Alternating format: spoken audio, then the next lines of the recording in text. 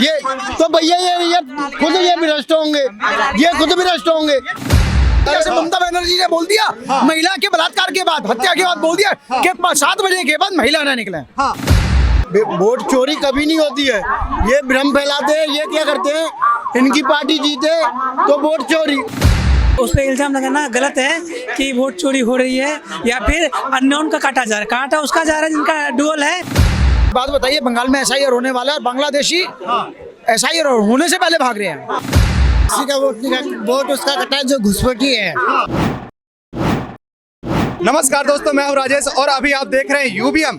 लगातार हम एसआईआर को कवर कर रहे हैं क्योंकि जो है ना ये एक बहुत बड़ा मुद्दा बन चुका है। विपक्षी दल कह रहे हैं कि एसआईआर के नाम पे जो है वोट काटा जा रहा है, हमारे वोट को टारगेट किया जा रहा है और इसी को लेकर के हम जनता से बात करेंगे और हम जानने की कोशिश करें कि एक्चुअल कहानी क्या है। नमस्कार सर। नमस्कार। जैसे कि एसआईआर के नाम पे जो विपक्षी दल के नेता लोग कह रहे हैं कि हमारी वोट को टारगेट किया जा रहा है, आपका क्या मानना है? देखो, विपक्ष के पास कोई मुद्दे नहीं रहे। एसआईआर के ऊपर इन्होंने पहले बिहार में भी अपनी फजीयत करा ली है। अच्छा। मोए और फजीयत हो गई है। पब्लिक ने उनको नकार दिया उनकी इस बात को। वहाँ दूध का दूध और पानी का पानी हो गया। वही दूध का दूध और पानी का पानी जो है बंगाल में भी होने जा रहा है। कारण क्या है कि वहाँ टीएमसी से लोग नाराज हैं। जिस तरीके से उनका रवैया रहा ना, चाहे संदेश खाली को रहा हो, चाहे वो नर्स के साथ जो जिस तरीके से हुआ, तो उसकी छवि जो है टीएमसी की बहुत धूमिल हो रखी है। इससे इतनी कमजोर छवि उसकी पहले रही नहीं। जो लास्ट टाइम ने कम्युनिस्टों का रहा था ना हाल, वही ये टीएमसी का होने जा रहा है और बीजेपी आने वाली है। वोट कटा है कि नहीं कटा, ये बताइए। किसी का वोट नहीं, वोट उसका कटा है जो घुसपैठी है। उसका वोट कटना जरूरी है क्योंकि जो इस देश का नागरिक है उसका वोट नहीं कटेगा और न कटा है न कटेगा। इसका एक एग्जाम्पल ये है कि अगर आपका वोट कटता है तो आप अपील करिए ना।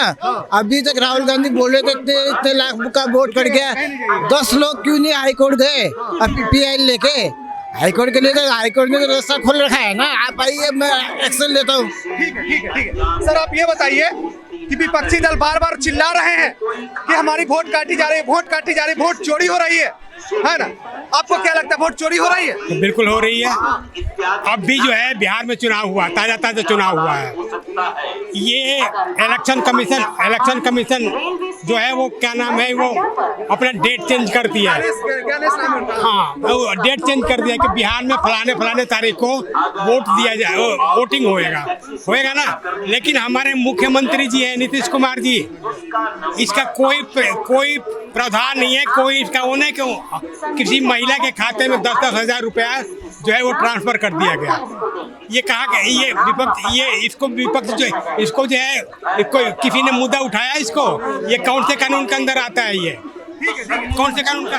इनका कहना है कि वोट चोरी हो रही है, वोट कट रही है, बंगाल में भी कटने वाली है। आप क्या कहते हैं इसमें? अच्छा, वोट चोरी कैसे कट रही है? एक बात बताइए, बंगाल में एसआईआर होने वाला है, बांग्लादेशी एसआईआर होने से पहले भाग रहे हैं। तो खबर तो यहीं से आ गई ना कि घुसपैठिए बचे पड़े थे और नेपाल भी भागने वाले हैं। नेपाल भी भाग रहे हैं अब तो। अभी तो बांग्लादेश की बात थी, नेपाल भी भागने लग गए। ठीक है सर, आप बोल रहे हैं कि मतलब वोट चोरी हो रही है, ये कह रहे हैं कि घुसपैठिया है, तो फिर दिक्कत कहाँ आ रही है? क्लियर कीजिए ना, मतलब बात क्या है, कहना क्या? देखिए, घुसपैठिए कहाँ से आ रहे हैं? घुसपैठिए बॉर्डर बहुत बड़ा है और उसकी सुरक्षा किसकी जिम्मे है, किसकी जिम्मेदारी है? केंद्र सरकार के अंदर जिम्मेदारी है। राज्य सरकार तो इसके मतलब बॉर्डर को देख रेख नहीं कर सकती ना, बॉर्डर को देख नहीं सकती ना। बताइए, अच्छी बात बोल दी बाबूजी ने कि बीएसएफ केंद्र के अधीन है और इससे पहले भी 2014 से पहले भी केंद्र के अधीन ही थी और आगे भी रहेगी। और उसके बाद जब बीएसएफ उनको पकड़ के बंगाल पुलिस के हवाले करती है तो बच कैसे जाते हैं? अब ये बहुत बड़ा सवाल है कि बच कैसे जाती है, आपको जवाब देना पड़ेगा। तो ये तो केंद्र सरकार की जवाब देगी ना। क्यों? बीएसएफ देती है बंगाल पुलिस के हाथ में और उसके बाद बच कैसे जाते हैं? उनको रिपोर्ट क्यों नहीं किया? ये जो है केंद्र सरकार, जो बीएसएफ के जवान हैं उनको पकड़ करके देते हैं वो, ठीक है, और वो बच करके कैसे आ जाते हैं? ये बॉर्डर खुला कैसे होता है? ये इनको आने कैसे दिया जाता है? ये पहले भी मैं वही कह रहा हूँ, केंद्र के अधीन बीएसएफ 2014 से पहले भी थी। बांग्लादेशी तभी से आ रहे हैं 2014 के बाद से आने चालू नहीं हुए। बीएसएफ को दोष देना बड़ा आसान है, लेकिन वहाँ पे जो ग्राउंड में नौकरी करता है ना, वो उसको पता है। हजारों किलोमीटर की सीमा है वहाँ, ऐसे ऐसे नदियों से लेकर पहाड़ों पे वो इस तरीके की संरचना है ना कि वहाँ से आप 100 मीटर आगे का दिखाई नहीं देता। इस तरीके का मौसम रहता है, हर चीज़ रहता है। दूसरा क्या है कि जब वो अगर एंटर हो भी जाते हैं, पकड़ भी जाते हैं ना, वहाँ भी राज्य सरकार की भी जिम्मेदारी बनती है, उनके अंदर की जो एजेंसियाँ उनकी भी जिम्मेदारी बनती है कि कोई अगर धुंध का या वो खराब मौसम का फायदा उठा करके ये हर जगह में जो आप सैनिक खड़ा नहीं कर सकते हो, वहाँ 10-10 मीटर में भी जो दिखाई नहीं देता। तो ये सब है, खाली बीएसएफ को दोष देने वाली बात नहीं है। और ये जो घुसपैठ हुई है ना, ये पिछले 20-30 सालों में जो पहले से यहाँ जमे हुए हैं। सबसे जरूरी चीज़ ये है कि जो लोग इन लोगों को बसा रहे हैं, जो इन लोगों के लिए डॉक्यूमेंटेशन का काम कर रहे हैं, उनके ऊपर जो है एनएसए वाली कार्रवाई होगी, तभी ये घुसपैठ रुकेगी। नहीं तो तब रुकेगी जब पूरे बॉर्डर में जो एकदम जो वॉल बन जाए ना, डबल फेंस वाली, तो वो तब रुकेगी। भाई साहब आप ये बताइएगा, बंगाल में जो बोल रही ममता बनर्जी कि हमारे वोट को काटा जा रहा है, आप सहमत हैं उनके बात से? नहीं, बिल्कुल भी सहमत नहीं हूँ। क्योंकि एक्चुअली जो वोट कटा है, जिसका दोहरा वोट है, जैसे मैं खुद का उदाहरण दे रहा हूँ कि मेरा वोट पहले बिहार में भी था, दिल्ली में भी था। जबकि मैंने बिहार में इलेक्शन कमीशन को मैंने रिटर्न एप्लीकेशन दे रखा था वोट विड्रॉ के लिए, क्योंकि मैं दिल्ली में मेरा वोट ऐड हो चुका है। लेकिन जब एसआर आया तो मेरा बिहार का रिजेक्ट हुआ है, क्योंकि मैं यहाँ का था, तो मुझे कोई इशू नहीं है। मेरे घर से खुद 2 वोट 6 में से 2 वोट कम हुआ है। तो इसी तरह से वोट जो है ना, उस पर इल्ज़ाम लगाना गलत है कि वोट चोरी हो रही है, या फिर अननोन का काटा जा रहा है। काटा उसका जा रहा है जिनका डुअल है, या फिर जिनका फर्जी तरीके वोट बना हुआ है। बिल्कुल बिल्कुल। आप ये बताइए सर जी कि जो विपक्षी दल के नेतागण कह रहे हैं कि वोट चोरी हो रही है, ये कह रहे हैं कि नहीं चोरी हो रही है, आप किसकी तरफ हैं? क्या सहमत है विपक्षी से? भैया विपक्ष तो उनका काम ही है वोट चोरी का। उन्होंने जिंदगी भर वोट चोरी की है।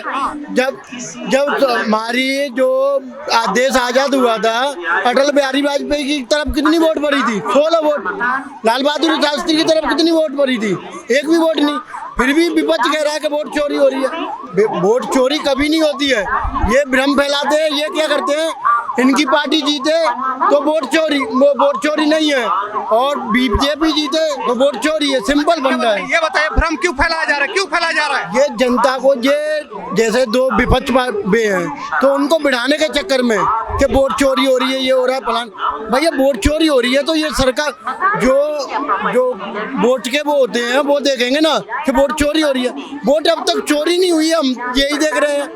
बीजेपी सरकार आई है जब से ये कह रहे हैं कि वोट चोरी हुई है, पर वोट चोरी दिखाएं तो सही कहाँ हो रही है, एक सबूत। अब बांग्लादेश में देखिए कितने फर्जी वोटर लिख रहे हैं। वोट चोरी उसे कहते हैं ना, तो इसे कहते हैं वोट चोरी, इसे नहीं कहते कि बीजेपी जीत रही है तो वोट चोरी हो। आप इनसे सहमत हैं? नहीं, बिल्कुल नहीं सहमत है। तो क्यों नहीं? देखिए, जिस राज्य में चुनाव होता है वहाँ पर चुनाव अधिकारी जो है एक डेट देते हैं कि फलाने राज्य में इस 1 चरण में, 2 चरण में, 3 चरण में चुनाव होएगा, और उनका डेट होता है कि चुनाव जो है 8 बजे से लेकर के शाम के 5 बजे तक चुनाव होएगा। और जब शाम के 5 बजे तक चुनाव हो जाता है तो वहाँ के जो सरकारी ऑफिसर जो बैठे हैं चुनाव करा रहे हैं, वो डेटा देते हैं कि 5 बजे तक जो है इतना जो परसेंटेज जो है चुनाव हुआ है। लेकिन 5 बजे के बाद भी इतने सारे वोट पड़ते हैं, वो कहाँ की कानून, वो वोट कैसे पड़ते हैं जब सरकार ने 9 बजे आप कह रहे हैं 5 बजे के बाद वोट नहीं पड़ना चाहिए? नहीं पड़ता। बताइए पढ़ना चाहिए कि नहीं पढ़ना चाहिए? देखो सर, मैं बता जैसे ममता बनर्जी ने बोल दिया महिला के बलात्कार के बाद, हत्या के बाद बोल दिया कि 7 बजे के बाद महिला ना निकले। ये तो वही बात हो गई। अच्छा ठीक है ना, ये सरकार के इनके वोट जो है 8 बजे से 5 बजे शाम तक पड़ेगा। लेकिन इसके बाद जो है वो हजारों सैकड़ों कितने जो है वोट डालने वाले अंदर जाते हैं। मैं गांव से बिलोंग करता हूं, ये सरासर झूठ बोल रहे हैं, क्योंकि मेरे गांव में फौजी आते हैं, वहां पे पीएससी भी लगी रहती है, एक भी वोट 5 बजे के बाद बिल्कुल नहीं पड़ती है। हाँ, ये मैंने जहाँ तक मैंने फोन ये तो भैया ये खुद ये भ्रष्ट होंगे। अब सोचिए, हम तो नहीं डाल के आए, हमें तो लट्ठों से मारा गया था। हमें तो लट्टों से मारा गया था। क्यों मारा गया था? हमने भैया ये मिले हुए होंगे, ये बताइए सर, ये बताइए सर। लेकिन ममता बनर्जी कह रहे कि हमारा गढ़ है और हमारे गढ़ में कोई मुझे नहीं हिला सकता। आप कैसे आके हिला देंगे वहाँ पर? हाँ देखो, यही भाषा केजरीवाल ने भी बोली थी, यही भाषा तेजस्वी भी बोला था, यही भाषा अब ये भी बोल रही है। और जब जब भी किसी ने अहंकार बस इस तरह की भाषा उपयोग की है ना, तो जनता ने दिखाया उनको। नहीं, इसमें अहंकार वाली क्या बात है? इसमें अहंकार वाली क्या बात है? उनका घर है, उनका गढ़ है, वो लगातार वहाँ से जीतते आई हैं, लोगों की सेवा कर रही है, जो रोजगार दे रही है, जॉब दे रही है, तो जनता पसंद करे तब तो रह रही है ना वहाँ पर। हाँ देखो, मैं भी सिलीगुड़ी में भी रहा, कैलकाटा में भी रहा, कई जगह में बंगाल में, लेकिन देखने में ये आया है कि वहाँ लोग नाराज हैं। जिस तरीके से उसने कम्युनिस्ट शुरू के कुछ साल तो ठीक थे उसके, लेकिन अभी उसने कम्युनिस्टों की पॉलिसी अपना ली है। किस वर्ग को खुश करना है, किस वर्ग को जो है वो उसको बिखेर के रखना है, यही सब वहाँ पे है। अभी सब जो गेंद है ना, वो जो है सेंटर के पाले में है। अगर उन्होंने वहां से लोगों के अंदर जो है सुरक्षा की फीलिंग्स करा दी कि भाई हम जो है वोट को निष्पक्ष करवा देंगे और चुनाव के बाद तुम्हारे ऊपर कोई वो नहीं होगी, तो लोग वोटिंग के लिए बाहर निकलेंगे। वहां मैंने ये देखा उन लोगों में कई जगह भय है।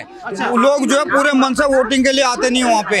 अगर वो उनके मन से हट जाए ना, ममता का थोड़ा सा डर हट जाए, तो वोटिंग अगर सही से हो गई तो टीएमसी चली जाएगी। सर, आपने एक बहुत अच्छा वोट का यूज किया, ये जनता के लिए अच्छा नहीं है, लेकिन आप बहुत अच्छा यूज कर रहे हैं। ये भय किस चीज को लेकर के, थोड़ा सा ये बताइए हमें। हाँ। देखो, भय इस चीज को लेके जो एक तानाशाही जैसी चल रही है ना, वहाँ पे जो है वो एक जो टीएमसी में किसी टाइम में जो होते थे ना बाहुबली टाइप के, तो वो इसमें आ गए। मतलब जो कम्युनिस्टों में होते थे सरकार में, वो इनमें आ गए। तो कई आपने जो है पिछले इलेक्शन के टाइम में भी देखा होगा, चुनाव खत्म होते कैसे बस्तियों में आग लगाने लगे थे लोग, असम की तरफ पलायन करने लगे थे, दुकानें लूटने लगी थी। लोगों को यही डर रहता है कि चुनाव के बाद कहीं परिणाम कुछ हो गया तो हमारा क्या होगा। तो वो फीलिंग्स लानी पड़ेगी सर। आपने बहुत अच्छा बात करी, ठीक है।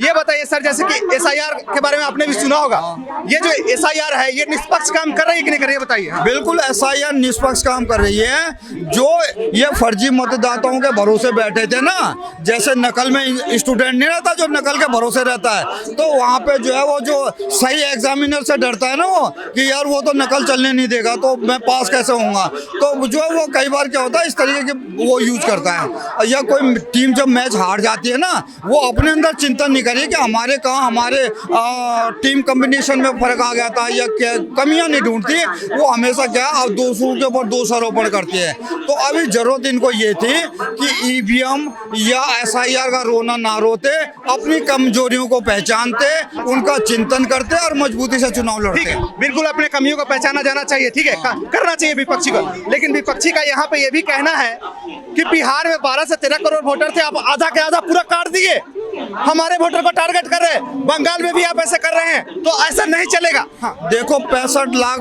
वोटर्स कटे, जिनमें वो थे जो कि स्वर्गवास हो गया था, जिनका कुछ ऐसे थे जो दूसरे राज्यों में चले गए थे, कई जो इस तरीके से कई चीजें आई थी। तो उनमें से 65 लाख में से 10 लोग भी ऐसे नहीं मिले जिन्होंने ये बोला हो कि हमारा वोट कट गया। 1-2 आए थे हाईलाइट में, जिनको जो राहुल गांधी लाए थे, लेकिन क्या हुआ, फजीयत हुई, मोए हुई। वो जो रिंकू देवी बोल रही थी कि भाई मेरे परिवार का वोट कट गया, वही 15 मिनट के बाद ये बोलती हुई नजर आई कि हम तो इनकी बातों में आ गए थे, हमारे तो वोट कटे ही नहीं थे।